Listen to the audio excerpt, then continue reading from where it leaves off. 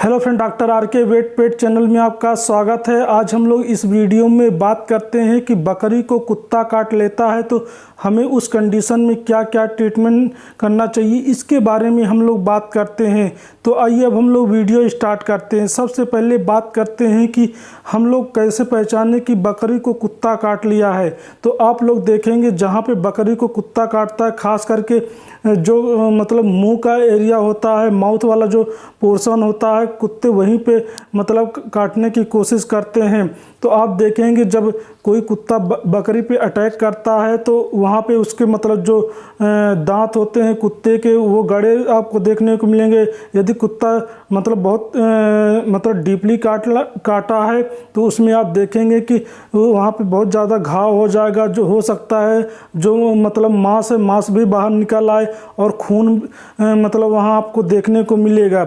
और आप देखेंगे कि मतलब उसको बकरी को बहुत ज़्यादा दर्द होगा, ये उसकी पहचान होती है। आप देखेंगे साथ ही साथ में मतलब बकरी मतलब आप देखेंगे जो उसकी जीभ होती है, जीभ भी बाहर निकल आएगी, उसको दर्द बहुत तेज़ी से होता है, ये उसकी पहचान होती है। अब हम लोग इसके इलाज के बारे में बात करते हैं कि बकरी को यदि कुत्ता काट लेता है तो हम लोग क्या क्या ट्रीटमेंट दे सकते हैं। तो सबसे पहले आपको क्या करना है, सबसे पहले यदि आप मतलब इसका इलाज कर रहे हैं तो आपको हैंड ग्लव्स पहन के जो भी काम करना है आपको हैंड ग्लव्स पहन के करना है, क्योंकि कुत्ता काटने से रेबीज के चांसेस भी हो सकते हैं। तो इसलिए आपको अपनी मतलब सेफ्टी बहुत ज़रूरी है, तभी आप मतलब आप किसी भी एनिमल का ट्रीटमेंट कर सकते हैं। तो आपको ग्लव्स पहनना है।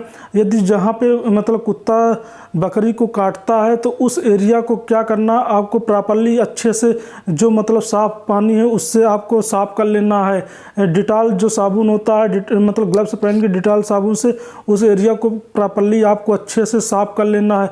और आपको एक चीज़ का ज़रूर ध्यान देना है, उस एरिया को कभी भी आपको बैंडेजिंग नहीं करनी है, क्योंकि डॉग बाइट के केस में अगर आप बैंडेजिंग करेंगे तो वो जो मतलब घाव होता है बहुत तेज़ी से फैलता है। यदि रेबीज होगा तो फिर मतलब 6-7 दिन में आप देखेंगे उसमें बहुत ज़्यादा प्रॉब्लम क्रिएट हो सकती है। तो इसीलिए उस घाव को आपको बांधना नहीं है, ये चीज़ आपको विशेष ध्यान रखना है।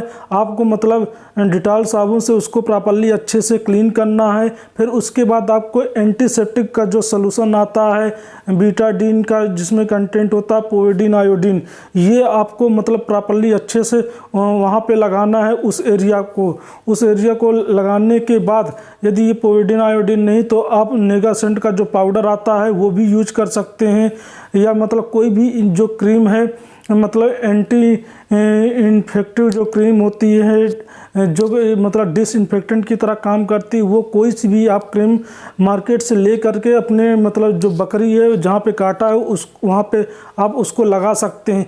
ये चीज़ हो गया, मतलब आप खुद घर पे भी ट्रीटमेंट करवा सकते हैं किसी भी रजिस्टर्ड वेटरनरी डॉक्टर की सहायता से। अब हम लोग बात करते हैं कि उस कंडीशन में आपको क्या क्या इंजेक्शन देना चाहिए, इसके बारे में बात करते हैं। तो इस कंडीशन में जैसे अगर किसी कुत्ते ने बकरी को काट लिया है, वहाँ बहुत ज़्यादा घाव हो गया, ब्लीडिंग हो रही है, तो ब्लीडिंग को रोकने के लिए एक इंजेक्शन आता है ईथम साइलेट, उसको लगाया जाता है। उसकी मतलब जो डोज होती है बकरियों में मतलब आप 1 ml उसको इंट्रामस्कुलर लगा सकते हैं, या जहाँ मतलब उसको टॉपिकली भी डाल सकते हैं। जहाँ घाव हो गया उसको ईथम साइलेट को लेना है, सिरिंज भर के आप उसके ऊपर भी डाल देंगे तो जो ब्लीडिंग होती है ब्लीडिंग होना बंद हो जाएगी। ये आपको पहला काम करना है। फिर इसके इंजेक्शन की बात करते हैं कि कौन कौन सी इंजेक्शन लगा सकते हैं।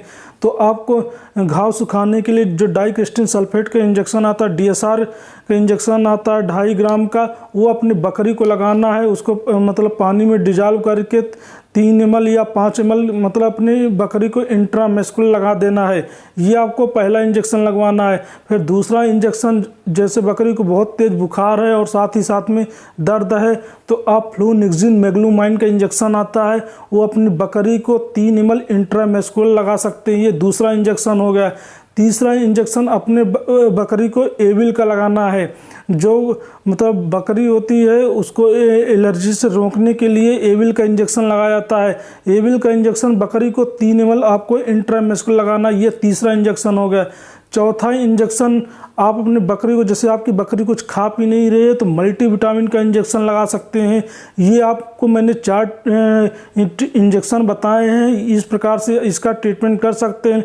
लेकिन सबसे इसमें इम्पॉर्टेंट चीज़ ये होती है, जिस दिन से मतलब कोई कुत्ता बकरी को काटता है तो वैक्सीन आपको ज़रूर लगवानी है। ये सबसे इम्पॉर्टेंट चीज़ है, क्योंकि अगर वैक्सीन नहीं लगवाएंगे तो हो सकता है जो कार्निवोरस एनिमल होते हैं, मतलब जो डॉग है बहुत ज़्यादा मीट खाता है या डॉग पागल है, तो उसमें हो सकता है कोई रेबीज के वायरस हो, तो उसको बचाने के लिए रेबीज का इंजेक्शन ज़रूर अपने गोट को लगवाना चाहिए। जिस दिन काट लेता है उसको 0 डेज काउंट करते हैं, और फिर उसके 3रे दिन बाद आपको लगवाना है, फिर 7वें दिन बाद आपको लगवाना है, फिर 14वें दिन आपको लगवाना है, फिर 28वें दिन। मतलब ऐसी इसकी वैक्सीन का शेड्यूल होता है। जिस जिस डेट को मैं आपको बता रहा हूँ उस डेट पे आपको अपने रजिस्टर्ड वेटरनरी डॉक्टर से मतलब रेबीज की वैक्सीन लगानी है।